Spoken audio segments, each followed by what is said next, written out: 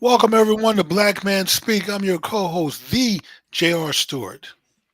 Host D. Tommy D. Duncan III, otherwise known as TD3. Jimmy, it is Wednesday, I believe the last of October. And Jimmy, if it is Wednesday night, It is certainly Black Man Speak. And so let's give a shout out to Liquid for providing our theme music that we jam to when the show comes on, to Forest Films in our own studio for our virtual studio. And Tom, you'll be happy to know that I just completed the my first installment of the trilogy, The Ways of the Caveman. So if you haven't checked it out, you may want to go check it out. It'll change it'll forever change your view on life and women and marriage and all that good stuff. If you haven't already, please hit that like button and subscribe if you are not a subscriber to help our numbers out. And please, please, please, share it with a friend, co-worker, family member, so you guys will have something interesting to talk about. And Tom, with that being said, let's do what we do and let's get started. all right, Jimmy, we are going to start out with our birthdays for this week, our birthday babies. And we have a few interesting ones that I think you are going to recognize, Jimmy, well. First we're going to do one with a baseball slant to it. We Okay. are going to talk a little bit about the World Series later on in the show, but later in the show. But we have a throwback birthday on October the 25th. You might know this man if you are a baseball fan, Pedro. Oh man. Okay. Yeah. Yeah, for Dominican and Baseball Hall of Fame pitcher for Yes. the Montreal Expos and the Boston Red Sox. Won multiple Major League Baseball All-Star awards. Won the Cy Young 3 years, and also, of course, pitched in a World Series. And he is one of those famous all-time pitchers for the Red Sox. Jimmy, there's Yes, probably he most is, known. Tom. Among the great things that he's known for, Jimmy, he's also kind of known for that statement. Maybe you should just call me your daddy when the Yankees beat them in the game. Okay. That's something to be known for. Absolutely. So happy birthday to Happy Pedro birthday. Martinez of the Boston Red Sox. Happy birthday to you, Jimmy. And we are going to now birthday someone, Jimmy, that some of you may have forgotten about, but Miss Oh, Regina Wright, who is a former U.S. Surgeon General, actually the 18th U.S. Surgeon General from 2009 to 2013 from Mobile, Alabama. Tom, I must have been asleep during that time, man. I don't remember her. And I'm normally Gotcha. politically astute and keep up with these kind of things, but I guess she slipped under my radar. And I think she may have been the African American female Surgeon General, but Okay. yeah, she was our 18th Surgeon General. Wish her a happy birthday tomorrow, Jimmy. Now, you may not for those who have been around for a while watching football for at least probably 20 of all time, Lee Atwater. I remember Lee Atwater. I'm sorry, Yes. I'm sorry, not Lee, Steve Atwater. Steve Atwater, Hall of Fame safety from the Denver Broncos. Known in the probably the late '80s and '90s, Jimmy. But this was a straight headhunter on the field, and one of probably the scariest guys. One of those that you don't want to go, across the field trying Well, to. you don't be doing a crossing route when he's coming at you, man, because yeah, he would lay you out. Yeah, so Steve Atwater, his birthday is on October the 28th. Coming up in a couple of days, so, and happy birthday to him coming up in a couple of days, Jimmy. And this next one, or the next few, uh, probably a lot of y'all who watch movies are going to know these next few names, but uh, Gabrielle Union has a Yes. birthday coming up on October the 29th this week.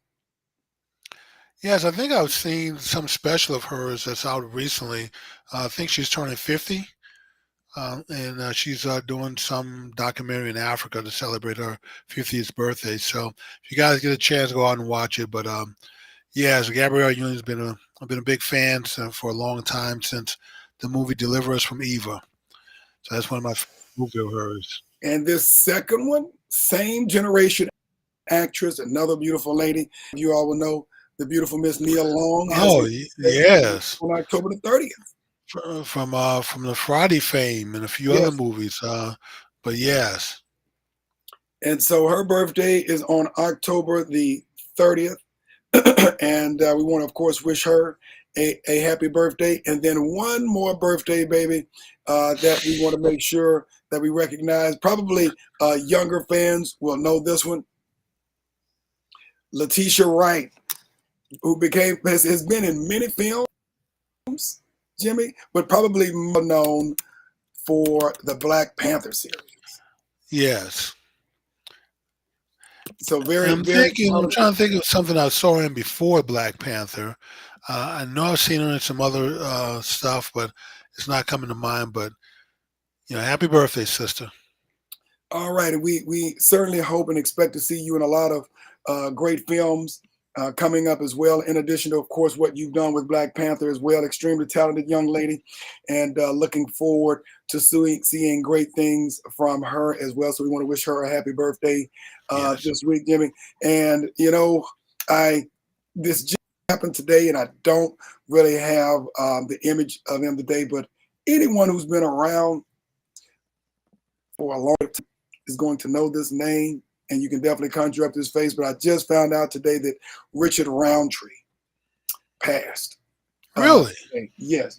Richard Roundtree. I believe he was 81 years old. Oh But man, didn't know yeah, that.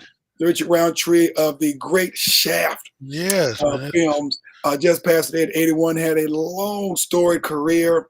Mhm. One of the coolest old school guys, Jimmy, and part of what we would call one of the old school blue bloods of cool. Well, Tom, and of course, we talked about this before on the show. Those type men, they just don't make anymore. But I'm doing my best to bring it back. So, but yes, we're sorry to see the brother go. Yes, sir. Left a legacy, an icon in film and for Black manhood. And of course, we definitely send out our prayers and well wishes to his family. Because this is obviously a great loss, not just to his family, but to the film industry. Anyone who knew and loved Richard Roundtree, this is definitely a great loss within our community in particular. So definitely blessings and well wishes to his family for strength during this time of bereavement. All right, Jimmy, let's go ahead and go to our stories. We've got a lot, as we usually do, to talk about what's going on in the community. We'll start off with what I found interesting story, Jimmy, and we may have actually talked about this for a little while, but I saw Okay. something that I wanted to reinforce. During the pandemic, a lot of things changed, but because a lot of folks were staying at home, overall, our community as a whole in America, net worth did increase, and Black family households were no different. Black family households in the United States rose significantly during the coronavirus pandemic. And looking at a Federal Reserve report that we saw recently, it says that the median net worth in the United States rose about 37% to a median 193,000 almost from 2019 to 2022. And this came from a USA Today report. And when adjusted for inflation, this actually marks the most significant rise that the agency has ever seen in the overall net worth in the United States. And obviously, the Black community benefited from that as well. It says that the U.S. government spent 4.6, close to $4.6 trillion for the recovery effort during the pandemic. And this included economic relief payments, some of which we probably know folks who benefited from it. Right. Benefited from it of $1,200 per adult, $500 per child as well. And when it comes to the Black community, even though we are behind most other groups, shared that the Black family had the largest net worth increase among ethnic groups. Median net worth in 2022 fell below the median wealth overall, but 44,000 for the Black community compared to about 285,000 for the white community. NAACP President and CEO Derek Bell said that the racial wealth gap in America continues to be the single greatest barrier to realizing the great Dr. King's dream. Well, I disagree with on that one, Tom. And then another way of looking at these numbers is that we're basically trapped in our homes. You couldn't, go out and spend money, and then a lot of times we may not have all the instruments to, for digital currency to spend money online. So we were kind of late to come to the online game. We were trapped in our homes, and so I could see wealth building up during that period. But we have to talk about what happened after that period once the restrictions socially were lifted, and where are we now? So, and it's interesting to hear organizations like the NAACP and others, Urban League and all the rest of them talk about the wealth gap. But Tom, I submit to you that we don't do enough to teach our young people how to close that gap. And somehow what we've been doing, being on our knees, begging other people for money or trying to use white guilt as a means to close that gap is not working. So we have to start relying more on ourselves. And one place, Tom, we can start is increasing trade with Africa. It benefit them and it benefit us. Well, you bring up a very good point there. Building our own economy, which is going to be actually essential. But the other thing that the study also said is that owning real estate is a fundamental. And because the Black community per capita owns real estate at a smaller clip, which constitutes about 2/3 of the wealth of most Americans, and because the Black community as a whole owns less real estate than other communities, that is a significant contribution to the gap between the Black community and other communities, which means either one, you're owning your own home, or number two, you're owning investment property of that nature. But 2/3 of that wealth, is not cash per se, but 2/3 of that equity is tied up in your home and or other real estate assets. And so, that's a part of closing that gap. Real estate, to your point, Jimmy, building your own trade relations internally within your own community, and then of course with other countries as well, whether you're talking about, the African countries, whether you talk about the Caribbean or even South America. Right. And one more thing on that, Tom, I'm going to add is don't be so quick to invest in areas outside of your community. I mean, a lot of times the inner city areas are, depressed or some way suppressed. But those are your best economic opportunities are going to come from. It gives you a chance to, to buy distressed property, fix it up, which allows you to add equity to it. And you can grow your wealth that way by going to areas that are highly depressed and then bringing them up, as opposed to always want to take your money to a highly developed area where you're going to pay more for property that's higher risk, higher taxes. So sometimes it's just best to stay put. Invest in the area where you live before you take your money anyplace else. Your community will benefit from it. Right. But I mean, as we've talked before, that means that you have to long-term strategic wealth plan for your community. We have to think outside of our household when we start talking about redeveloping our communities. And many seen, whether we're talking about in a Dallas or a Houston or a Baltimore or Philadelphia, many of those blighted areas look like us. Having a long-term strategic plan as to how we're not developing it and not waiting for other folks to invest those resources in order to develop some of those areas, which includes improvement of home assets. If you look at grocery stores and or just the fundamentals of building any communities. Jimmy, we've talked about this several times, but you're not going to find too many communities that have other folks who are running the gas stations, running the grocery store, the fundamental community resources in your community, Jimmy. And I think that's where we have to start turning the corner. We are really going to rebuild what we saw in the Tulsas of the world, in the Rose of the world. Well, Tom, in order for us to do that, we have to stop acting like individuals. I mean, this is time for us to act like ants or bees, where we become one community and collectively work together. You know, I mean, I know I don't have the wealth to rebuild Black America. You know, maybe you do. I mean, you could probably write the check for Well, it, I but wish I could. but you know what? Collectively, we can take some of our money that's not going to impoverish us and use for a greater good. I'm not talking about 5 or 10 people's time or 100 people. I'm talking about thousands of people, 10,000 people. If you can come together and build these mega churches in every Black area around America, there's at least one 20, 30, $40 million mega church that's been built off the backs of Black people. So if we can do that, Tom, then we can rebuild our communities. We can pool our money together for something other than a mega church and put our young people to work, provide goods and services to our community that we want, not necessarily stuff that's been handpicked for us. And, you know, we can open up the trade lanes to Black folks around the world to provide the goods that we need for those stores. So, Tom, we can do this. We just have to stop and get past our opposition and learn to trust each other. I would agree, Jimmy. And, you know, part of that has to do with reinvesting our money in ourselves and our communities, which is exactly Sure. your point. Well, and plus, Tom, I think it may be we may be well suited to do another show when we talk about investments. I know I try to patronize Black businesses in my area. I mean, hell, I drive across 5 cities to go patronize William down there in Sweet Georgia Brown.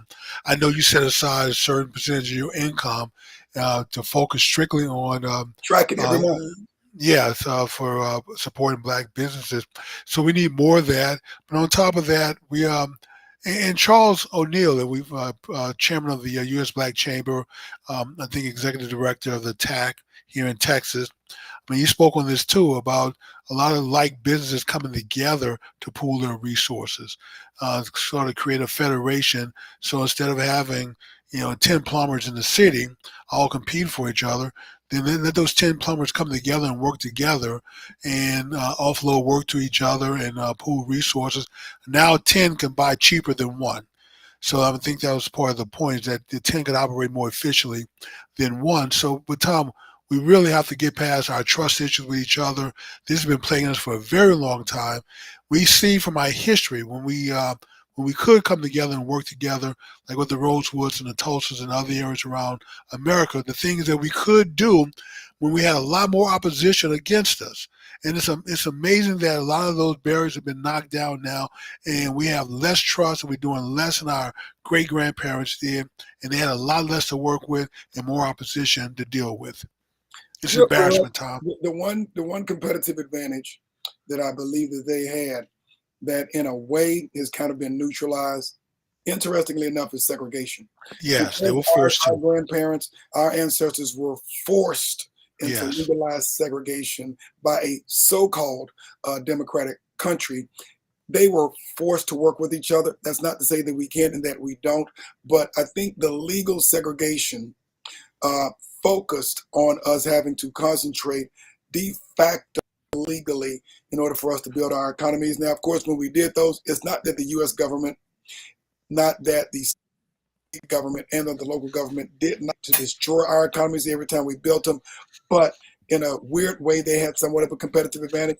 You know, at the end of the true. day, we've got to focus on where we have a competitive advantage. We, of course, all know that, you know, we are very significant in terms of entertainment, with the exception of distribution rights, with the exception where a lot of the real money is made. When we look at sports, whether we're talking about baseball, football, basketball, music, you know, we have a ton of time spent in entertainment. But when we look at ownership, that's the area that we are still climbing up the ladder. True, Tom. That is true. And so integration hasn't always been our friend. I mean, it's good that we have it, but it's bad that we rely on it too much to escape our areas. And our areas, we take our money with us, we take our wealth with us, and it decreases the tax base and it creates the wealth in that area. So now it's time for us to go back, Tom. So Well, Jimmy, that actually leads into our next story, okay, because you might know this gentleman as well, but Andre Iguodala, who yeah, is it's a Golden State guard, shooting guard. exactly one of the NBA's most iconic players. officially announced his retirement this past week after a 19-year stint with NBA, with the NBA. He's played with several teams, Jimmy, but probably most well known, of course, for his stint and his championships with the Golden State Warriors. But he was drafted, played with the Nuggets, the Miami Heat, and had 2 stints with the Warriors.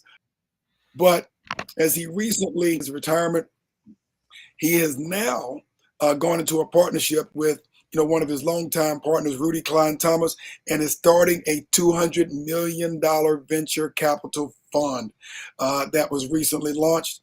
And they are going to be investing in early stage funding for companies focused on enterprise software, fintech, and sports companies. Okay. So, well, Jimmy, good luck to them.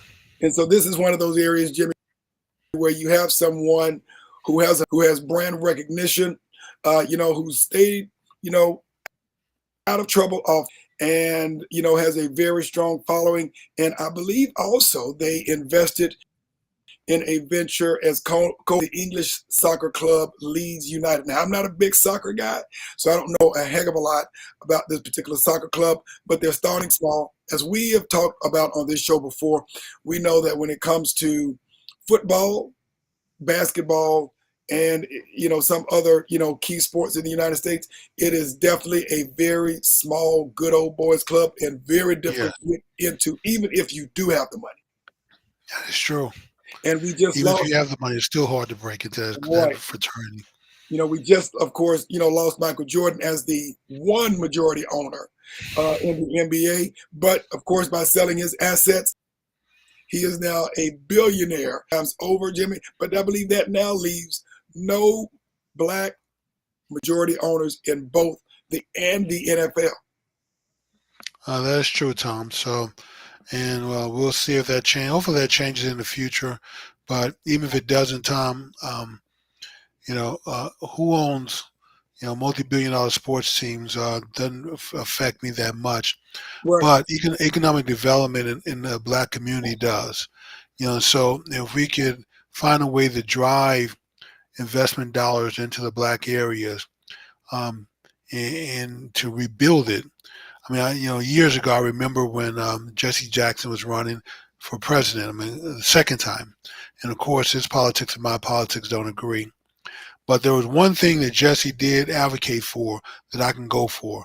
He said that we should be able to allow to take like 10% of the money that black folks have invested in Wall Street, which would amount to billions of dollars, and we 401s and other investments, and take some of that money to rebuild Black America. And of course, Tom, we know what happened after that. He got politically assassinated. And he was actually leading in the primaries at that point. He was he was in first place. And of course, he was politically assassinated, had to be knocked out. So to me, Tom, that's just another case of, as soon as black folks start talking about doing something for themselves in a serious, real way, the powers that be are going to find a way to destroy your Rosewood, destroy your Tulsa, destroy whatever. Yeah, to destroy whatever you're trying to do that's positive. I mean, they almost took out Chicago Urban Prep, and I'm going to say that I think Black Men Speak coming to the rescue, bringing some attention on it, actually helped. At least I hope so. Let's talk about you bring up a very salient point because, again, we know that Dr. King, typically, when you look at how mass media manages his narrative, they always "I have a dream" speech. But what most people don't know is what his economic, and Dr. King had a credible economic agenda. When he began to socialize his economic agenda, he was not with us very much longer after that. No, Tom, not. The great Malcolm X as well. Once he left the Nation of Islam, once he was silenced, and there was no one to manage what he said about what the black community needed to do in order to control its own destiny, he was not with us for very long after that, because that he was going to take our plight to the United Nations.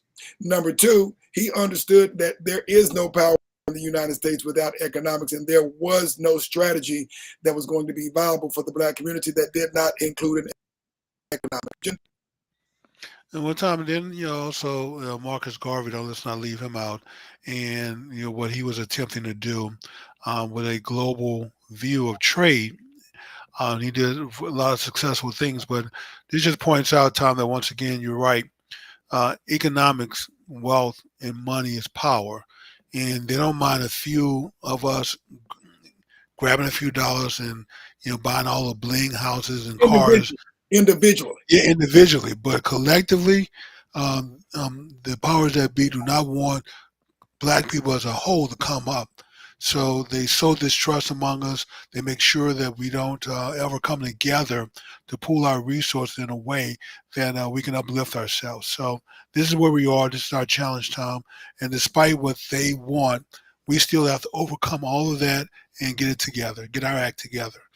I would agree. And before we go to the next story, I wanted to acknowledge our great supporter, my cousin Audrey K. Booker, who is on the chat line. Good evening, Audrey K. And then, of course, my good friend and cohort, Uncle Asar Al-Kabilan out of the Austin area as well. So we want to thank both of them for supporting us and being on our chat line as well. So I wanted to make sure that we got our niceties out of the way and acknowledge them for being constant supporters of Black Men Speak every week. And thank you so much. Absolutely. Jimmy, let's go to our next story. Kind of talking about economics, Jimmy. We actually meant to bring this up last week and did not go to it, ran out of time. But the California state legislature has passed a bill that will provide for a one-time $5,000 grant to young people attending community colleges to go to a historically Black college or university, otherwise known, of course, as an HBCU, but it's called Assembly Bill 1400, which grants up to $5,000 for community college students that transfers to historically Black colleges, with one caveat that they're going to return back to after they get their college education in order to contribute to their economy. This is pretty interesting, Jimmy. What happens if you don't return, Tom? I don't know if they have to give the money back. you get a job in D.C. and hey, it's beyond your control. It's like, hey, I got to go where the job takes me. Do you have to pay the money back? Right, that's a good question. But basically, it's designed to offset the out-of-state tuition costs, creating a California to HBC and back pipeline that will benefit the state when students graduate and return.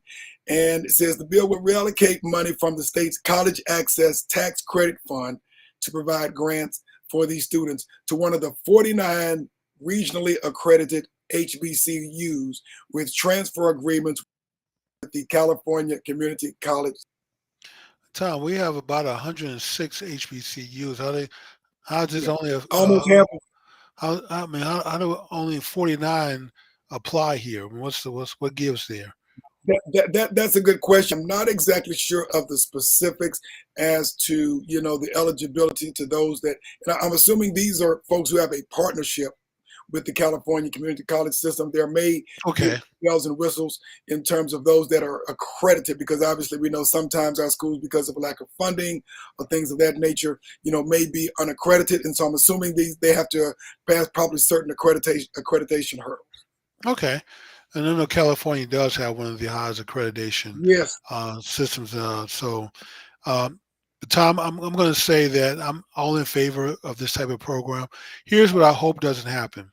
I hope the schools don't turn around and increase their tuition simply because you have a lot of kids from California that come and have an extra $5,000 in their hand. So, this is $5,000. It's a nice little chunk of money for a college student, and can help go a long way to buy books and pay other fees. And if you spread it over 4 or 5 years, you're only talking maybe $500 a semester. So let the kids keep that if they have it. Please don't turn around and jack up tuition, which makes it harder on other kids trying to get into school and pay their tuition. So, and I wish other states would follow suit.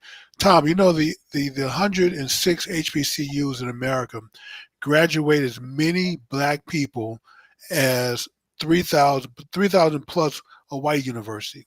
So we need our HBCUs. We need to support them. If you're a graduate of an HBCU, then definitely contribute back to the alumni fund. And if you're not a graduate of the HBCU, like myself, still find some that Exactly. that you can contribute to. Exactly. So If we think of, for instance, we're in the Texas market, DFW area. I went to a Texas A&M University, but I've given to Houston Tillerton, in the Austin area, Prairie View A&M University. There are a ton of HBCUs, and it is upon us to make sure that our HBU system is correct. economically. And I do understand that, everybody may not be able to go to an HBCU, but that doesn't mean that we should not, because if it were not for our HBCUs, who graduates by far the most pharmacists, and overall, if we look at the 20th, probably going into the 21st century, the most Black leaders of any collective of college systems in America, where would our community be? So we have to make sure that we continue to invest in them regardless of where we went, because they help make our community viable, of course, along with other institutions like the Black church.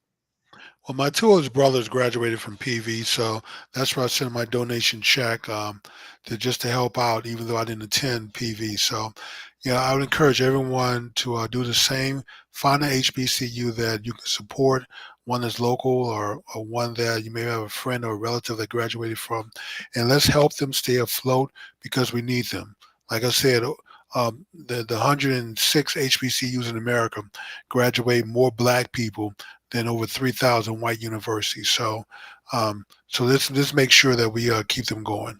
Tom, what's our next story? We need education in our own communities for economic development, and that starts with education, Jimmy. It starts with yeah, definitely.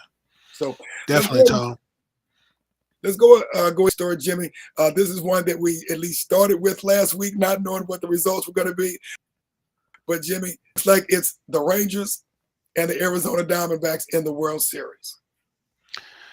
Yes, Tom, and so I think that last World Series appearance was 2011, against St. Louis, maybe, and then before that against those San Francisco Giants. But we just seem to have a problem with San Francisco. They just keep blocking us. It's a good thing that they're not. So, but those Diamondbacks, man, they have really good pitching, and we have somehow seem to go in these droughts when we go home. Mm-hmm. We play better on the road, and I think we have home field advantage. Yes. During the World Series playoffs, so we got to change that, Tom. We got to get rocking here at home, keep the bat swinging, because our pitching, we don't have the greatest pitching in the American League. We have decent pitching, and hopefully we have just enough. But here's my hope, Tom. We went to 3 World Series in 4 years. Back in the early 2000s, and we squandered all 3 opportunities. Yeah. And I hope that we don't squander this one, Tom, because there's no telling how long it'll take to get back to the World Series again. So now that you're there, man, take advantage of this opportunity, win one for the area. That'll be a great boost. Right, and so we're gonna do our best. I'm not a big baseball. I don't watch a lot of baseball, but I'm probably gonna catch at least a couple of games since the Rangers are in it. You never know when you're gonna be back. Keep the trophy in Texas. Of course, the Houston Astros won the Major League Baseball World Series last year. That's won and clinched this past Monday, winning in Houston. And interestingly enough, to your point, Jimmy, every game was won by the visiting team. So Houston won all the games in Arlington, and then the Rangers won all the games in Houston. And because Houston, of course, had home field advantage, the Rangers ended up winning, strangely enough. Yeah, and Tom, let's face it. I mean, baseball, when you talk about 162 games, is probably as exciting as watching paint dry. But the playoff baseball is a little different. I mean, it's a lot of suspense. Yeah. Every pitch, every swing of the bat counts because, you play 162 games. What difference does it make if you lose one here or there? Nobody cares. Yeah. But in a 7-game series, every game counts, every swing counts, every pitch counts, and they manage those pitch counts and switching out pitchers like there's no tomorrow when it's the World Series. So I'll watch myself, but this is the only time I really watch baseball is I for would the agree with you. playoffs and then the World Series. And But Jimmy, yeah, during the season, yeah, I mean, trying to watch baseball during the season is not my cup of tea. right, Jimmy, and this we're going to put some extra juju on this one because Texas, to your point, has the home field advantage. They're going to be hosting Game 1 of the World Series this Friday night versus Arizona. So I don't know, Jimmy, if they're accustomed to winning on the visiting team's field, I hope this is not a bad omen since Texas is going to have the I home hope, field. man. So Yes. best of luck to them. Hopefully, we can keep the World Series championship. It's transferring it from Houston to the Dallas-Fort Worth area. We definitely wish them the best of luck. Go Rangers. All right. Next story, Jimmy. Another all-time great.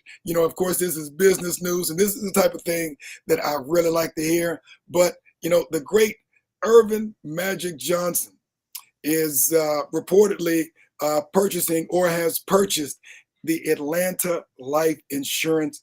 Jimmy, now, I don't know, you may be familiar with this. I know that you are a history buff, but this was the great insurance company that was built in Atlanta, Georgia, founded in the Georgia capital of Atlanta in 1905, and had a very long run of success established by Alonzo Herndon, who was a former slave. The Atlanta Life Insurance Company was a trailblazing business and catapulted the city's Sweet Auburn neighborhood into a hub for Black entrepreneurs and wealth creation, Jimmy. And so over the years, Jimmy, I don't know what has happened specifically, with the country, but obviously it's gone through the decline. Everybody, kind of goes through its ups and downs. But Magic Johnson, Right. after learning more about the history of the Atlanta Life Insurance Company, has decided to purchase it and actually absorb it in his own insurance conglomerate. Okay.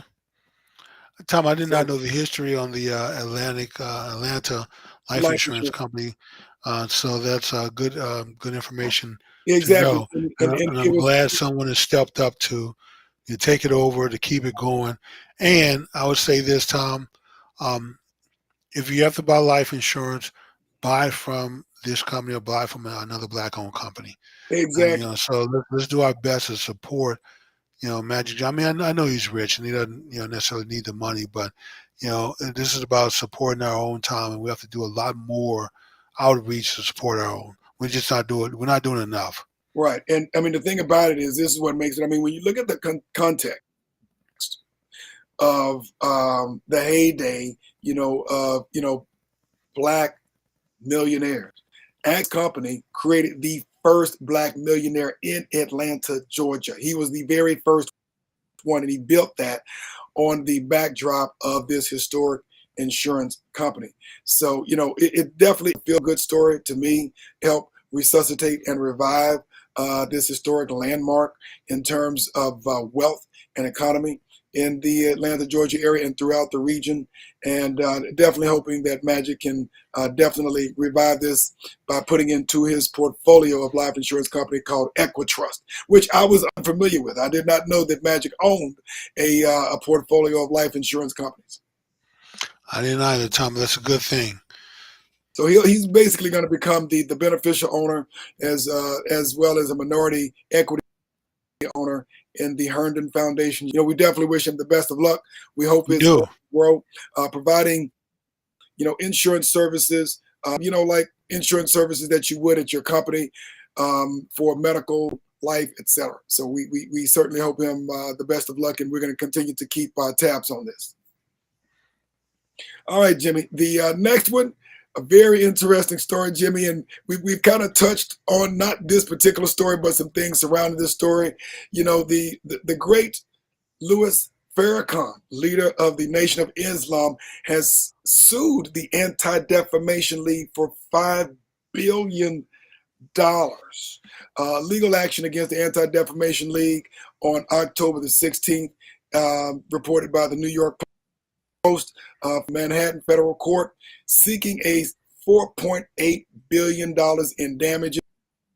At the heart or ADL, which of course is a prominent civil rights organization, has infringed on his First Amendment rights by erroneously branding him as an anti-Semite. And what he's alleging is that, he's not an anti-Semite, but you cannot destroy his freedom of speech either. That's correct, Tom. And political speech is certainly at the top of the list, but religious speech is also on the list, also what's protected under the First Amendment. And let me just say this, Tom. He's been labeled an anti-Semite for a very long time. I don't Yes. follow that much of Louis Farrakhan, at least now. I listened to a lot more of his speeches when I was younger. It's just, that life is what it is. But I can say this, Tom. He is equally critical of Muslims, Christians, and Jews. And when he criticized the actions of Israel, he's made it clear that that is not a direct attack on Jews, because Israel was populated with Palestinians, with Muslims, with Christians, and Jews, all fighting over that little piece of land and dirt in the Temple Mount.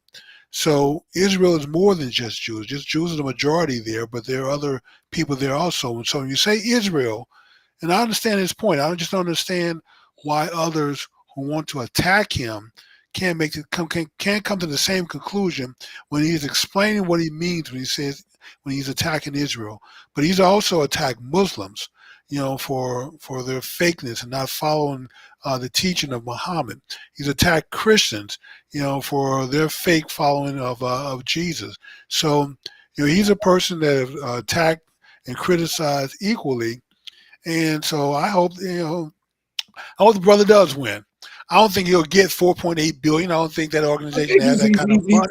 I think he's making a statement here, because I believe they pretty much shut him. I forgot whether it was on Twitter or Instagram, which platform it was, but I know they shut him down on major social media platforms. And so, yeah, I wish the brother luck, because everybody should have the freedom to speak their mind and state their opinion, unless what you're saying is going to endanger someone. So him being critical of Jews or Israel or anyone else, I don't think is an endangerment. And he actually makes some very good points if you sit down and listen to him. The brother's very smart. He's very wise. So I've enjoyed his past speeches when he was, like I said, I just don't follow him that much anymore. I wasn't a big follower then. But, back then it just wasn't that many black leaders actually speaking out. So, when I was in school and after school, you'd get copies of speeches, someone hand you a tape and, yeah, I wish him luck.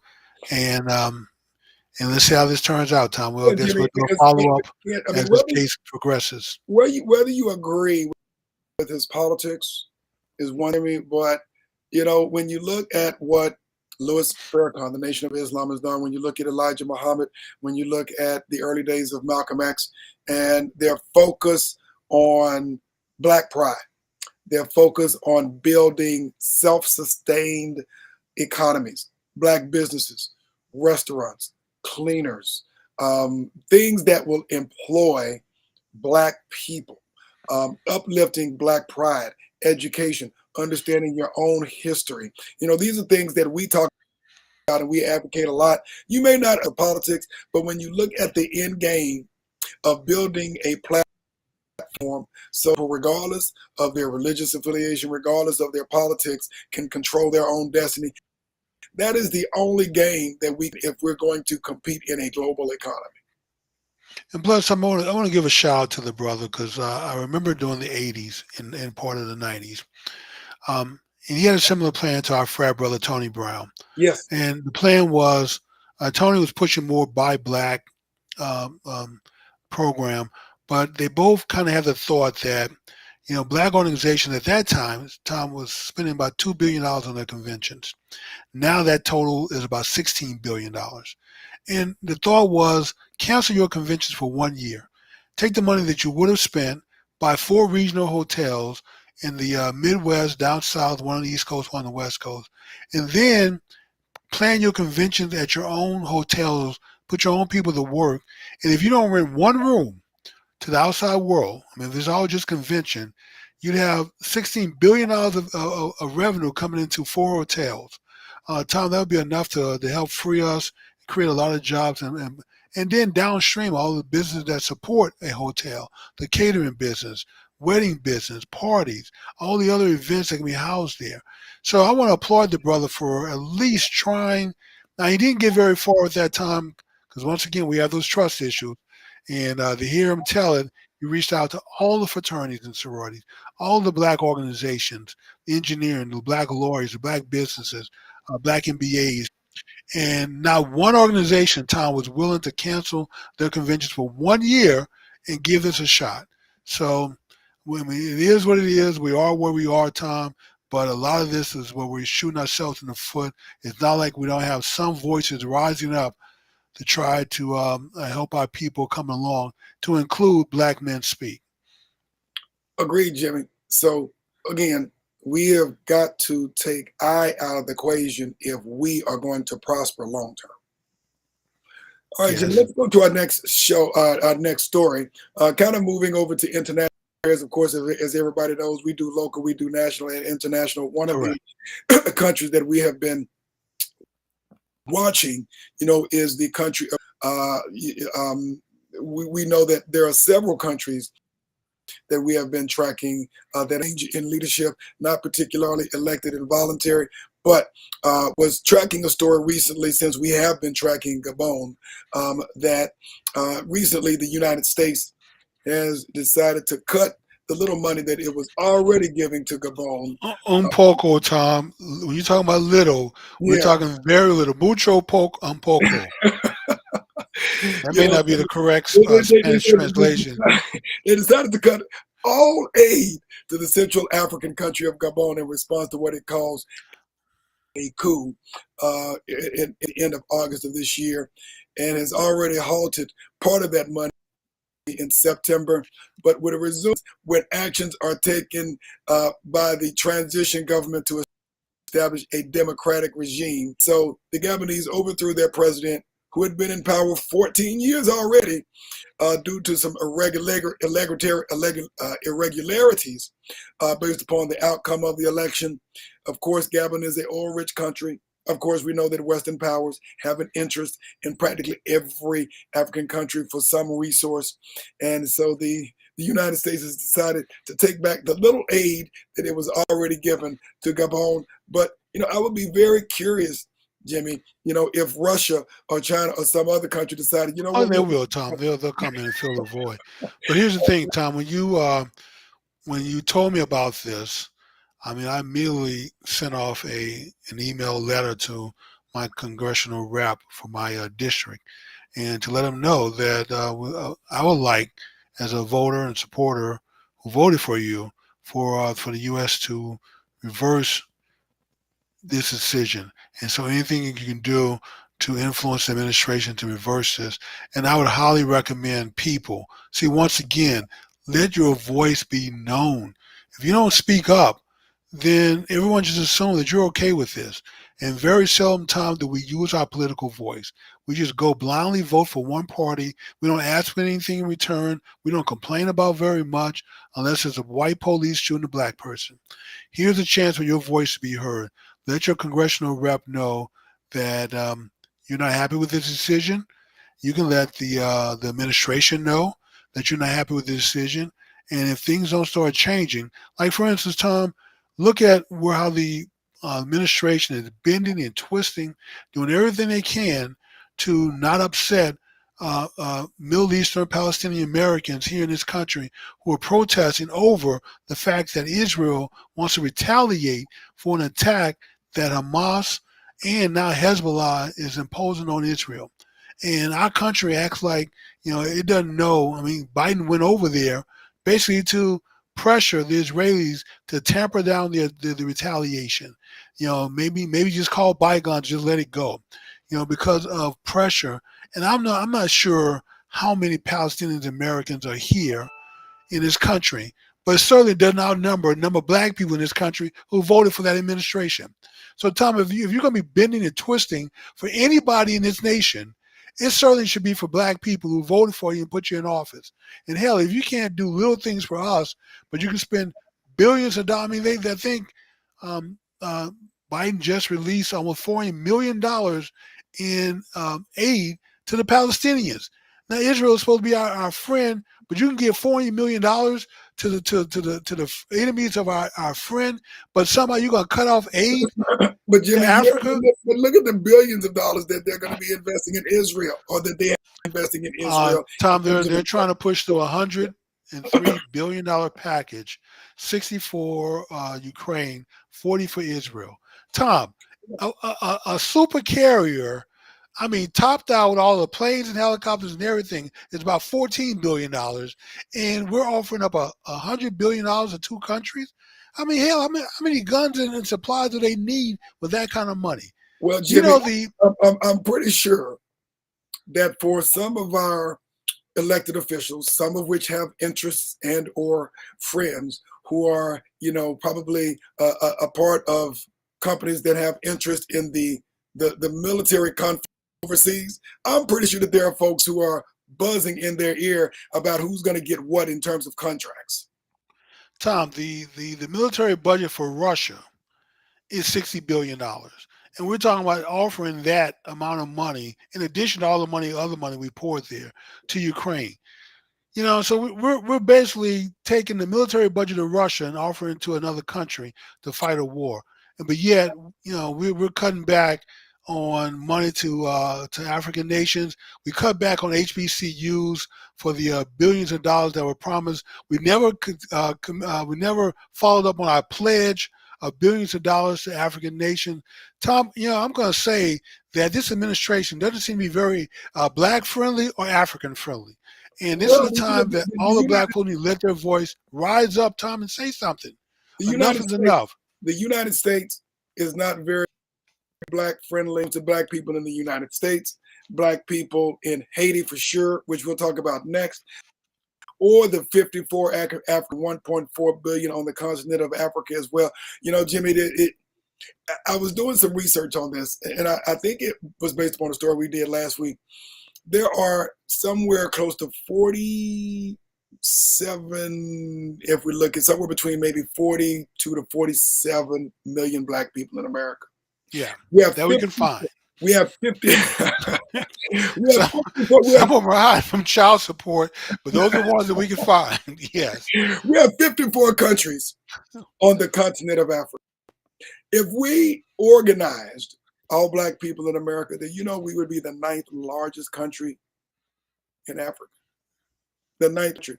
If we compare it, of course, we know Nigeria is the largest country by population in Africa, but at 45 to 47 million black people in America, we would constitute the 9th largest black country in the world, period. If we look at the black folks in Brazil, because there are the GDP of almost $1.6 trillion. Yes. Think about this, Jimmy. There are 55 million black people in Brazil, the country of Brazil, South America. If the black people in Brazil represented a country, it would be the 5th or 6th largest black country in the world. 55 million people of the African diaspora in Brazil would represent no less than the 6th largest black country in the world. Black people in America would represent about the 9th largest black country in the world. The question is getting organized. Well, Tom, we would be the 9th largest, but we would be the richest financially with our GDP. And so, Tom, we should lead the way. Stop following, stop being on our knees praying for God to deliver us freedom when God has given us $1.6 trillion to free ourselves, Tom. So, we need to stop, playing around. We know what we have to do. There's a lot of us that know what we have to do. And so I'm tired of hearing excuses about what white folks are not doing, what they're not sharing, what they're not funding for us. When, Tom, we need to take the $1.6 trillion and free ourselves.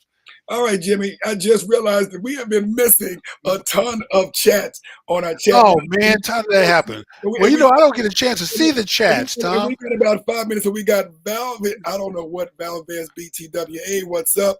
What's going on, my good friend and the great CPA John Williams? I think he was showing some love for the Texas Rangers. Yes. Of course, the World Series. Mackie Samuels, thank you for being here. And Mackie says, we need 3 generations of Black excellence, model minorities led with strong marriages and families where the children are socialized for high achievement in everything. It is usually takes about 3 generations to turn things around, build strong marriages and families with a faith and moral code that allows us to thrive in everything. Amen to that. We got our good friend and colleague, Brother Frederick B. Roberts, Esquire, out of Prairie View, Texas. Greetings to you, my good brother and good friend. Thank you for joining us. And Audrey K. Booker responds, I've never sensed any hate in Farrakhan speeches, and this is going back a couple of stories. That's correct. To wake up Black people with inspirational hard truths to better our communities, and especially for our Black men, regardless of their faith.